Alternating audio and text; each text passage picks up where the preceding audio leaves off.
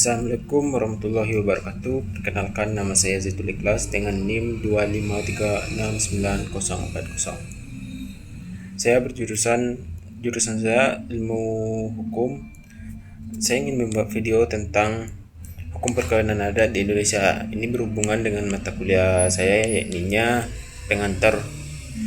matkul hukum adat.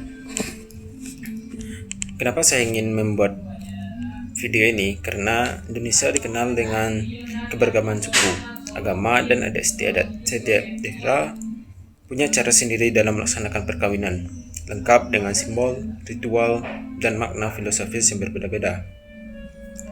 Perkawinan adat tidak hanya menyatukan dua orang, tetapi juga dua keluarga besar, bahkan dua komunitas sosial.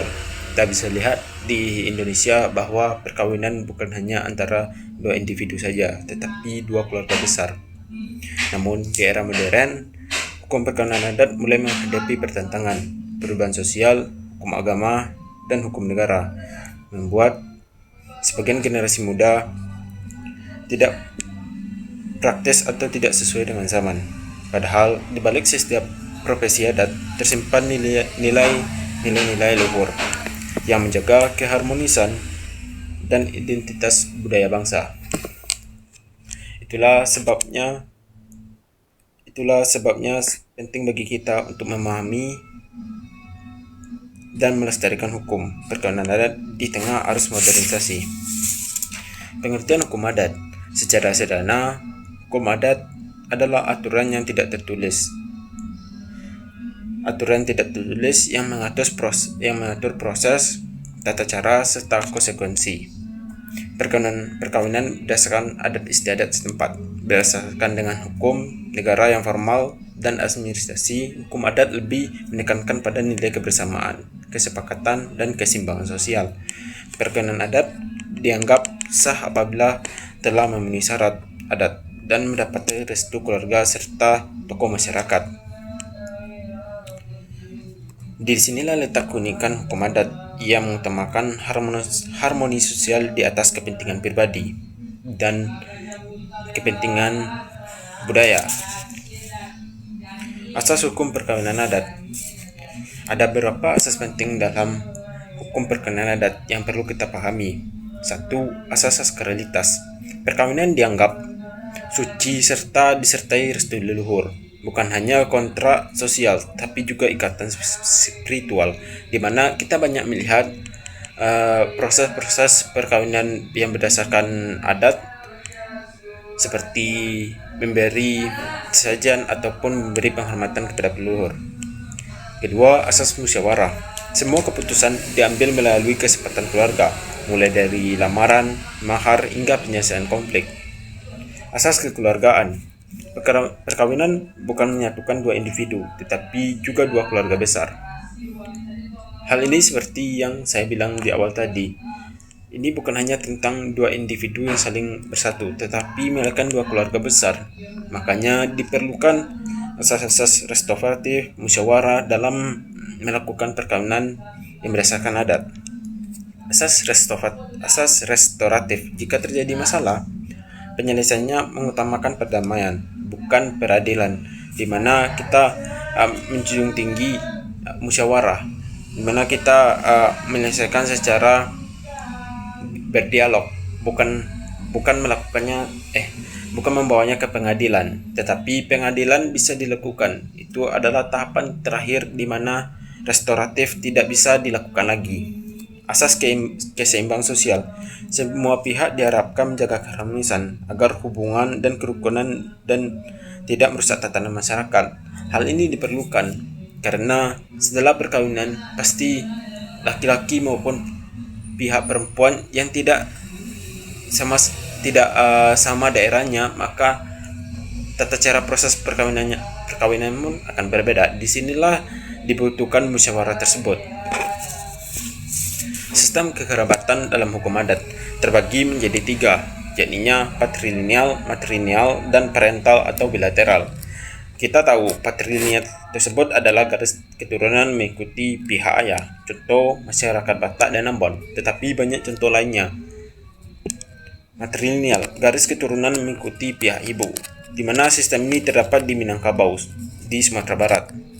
Parental atau bilateral, garis keturunan mengikuti kedua pihak seperti di Jawa dan Sunda. Sistem ini menentukan banyak hal, mulai dari tempat tinggal setelah menikah, hak waris, hak kedudukan anak dan keluarga, dan lain-lainnya. Perceraian dalam hukum adat, tentu kita tahu perceraian itu pasti akan ada, baik di kita menggunakan perkawinan adat ataupun perkawinan lainnya, pasti akan ada perceraian tersebut. Dalam hukum adat, perceraian bukanlah hal yang ringan. Perceraian dianggap tabu dan merupakan pilihan terakhir. Perceraian mungkin dianggap tabu, tetapi itu dibutuhkan di saat dimana perkawinan tersebut tidak bisa diselamatkan lagi. Contoh, pihak suami yang melakukan KDRT kepada istri atau anaknya. Di saat tersebutlah perceraian tersebut dibutuhkan. Memang itu tabu, tetapi itu adalah pilihan terakhir. Jika terjadi prosesnya tidak dilakukan di pengadilan, melainkan melalui musyawarah adat yang melibatkan keluarga besar kedua belah pihak. Memang awalnya belum membutuhkan peradilan. Setelah kedua belah pihak sepakat untuk melakukan perceraian, maka tersebut akan dibawa ke pengadilan bila jika mengikuti hukum agama Islam dan hukum negara.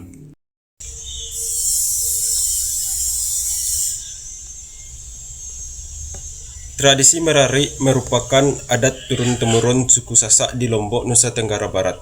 Secara adat, merarik bermakna membawa lari calon mempelai perempuan untuk dinikahi. Awalnya tradisi ini dilandasi nilai suka sama suka, kehormatan, dan tanggung jawab laki-laki.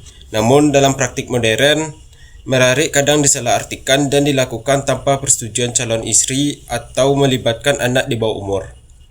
Disinilah muncul persoalan tradisi yang semula dimaksud sebagai wujud tanggung jawab justru menjadi pelanggar hak asasi manusia, khususnya hak perempuan dan anak. Contoh kasus nyata, merarik tanpa persetujuan, kasus di Lombok tahun 2018. Pada tahun 2018 terjadi kasus merarik di Kabupaten Lombok Tengah yang menarik perhatian publik dan lembaga HAM. Seorang gadis berusia 16 tahun dibawa lari oleh seorang laki-laki berusia 27 tahun tanpa persetujuan keluarganya. Keluarga perempuan melapor ke pihak berwenang karena merasa anaknya diculik dan dipaksa menikah. Fakta penting kasus, proses merarik dilakukan tanpa pengetahuan orang tua dan tanpa persetujuan korban. Korban sempat disembunyikan selama beberapa hari. Setelah dilaporkan, pihak laki-laki beralasan bahwa tindakan itu adalah bagian dari adat merarik. Keluarga perempuan menolak karena merasa kehormatan dan hak anak mereka dilanggar. Kasus ini kemudian menjadi sorotan karena memperlihatkan benturan antara adat dan hukum negara, serta munculnya indikasi pelanggaran HAM, pelanggaran hak dan kebebasan pribadi karena korban tidak bebas menentukan kehendak. Pelanggaran hak anak karena dilakukan terhadap seorang yang belum cukup umur menurut Undang-Undang Perkawinan. Pelanggaran hak perempuan dilindungi dari pemaksaan perkawinan, Pasal 16 Deklarasi HAM dan Konvensi Sendewa. Reaksi hukum dan lembaga resmi. Setelah laporan diterima, Polres Lombok Tengah dan Dinas Pemberdayaan Perempuan dan Perlindungan Anak DP3A melakukan penyelidikan. Kasus ini langsung diselesaikan secara adat karena mengandung unsur pidana, penculikan dan perkawinan anak. Berdasarkan Undang-Undang Nomor 35 Tahun 2014 tentang Perlindungan Anak dan Undang-Undang Nomor 1 Tahun 1974 junto Pasal Undang-Undang Nomor 16 Tahun 2019 tentang perkawinan, pernikahan di bawah umur tanpa izin orang tua dilarang secara hukum. Sehingga penyelesaian tidak hanya melalui jalur adat tetapi melalui proses hukum formal di pengadilan. Pihak laki-laki akhirnya dikenai sanksi pidana ringan dan diwajibkan membatalkan proses pernikahan. Sementara itu, lembaga adat ikut serta membantu mediasi keluarga agar konflik sosial tidak meluas. Peran lembaga adat. Meskipun proses hukum tetap berjalan, penyelesaian sosial dilakukan dengan mekanisme restoratif adat, yaitu musyawarah antar keluarga dan tokoh masyarakat. Langkah-langkah sebagai berikut. 1. Pertemuan keluarga besar. 2. Pihak laki-laki mengakui kesalahan dan minta maaf. Upacara selabar dilakukan, yakni ritual permintaan maaf secara resmi serta pemberian denda adat, biasanya berupa uang dan seseran simbolik. Analisis dari pelanggaran HAM ini. Dari perspektif hak asasi manusia, kasus ini mengandung beberapa pelanggaran. Jenis hak bentuk pelanggaran dasar hukum yang dilanggar. 1. Hak kebebasan pribadi korban dibawa tanpa persetujuan. Pasal 28G Undang-Undang 1945. Hak anak atas perlindungan korban di bawah umur 16 tahun. Undang-Undang Perlindungan Anak. Hak untuk menikah secara sukarela. Tidak ada persetujuan sah Konvensi Cendewa dan DUHAM pasal 16.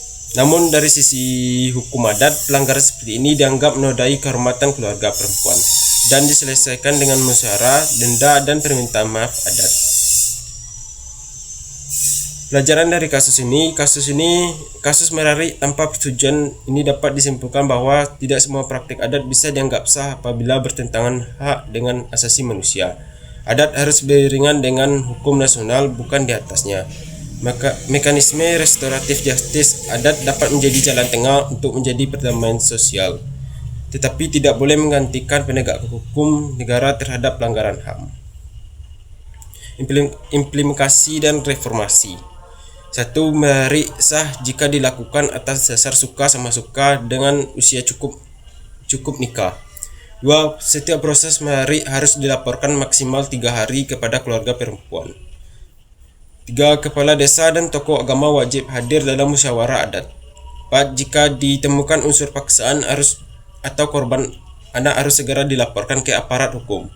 5. Tradisi selabar tetap dipertahankan sebagai simbol perdamaian dan kehormatan tanpa menghapus hak korban. Hanya itu saja. Assalamualaikum warahmatullahi wabarakatuh.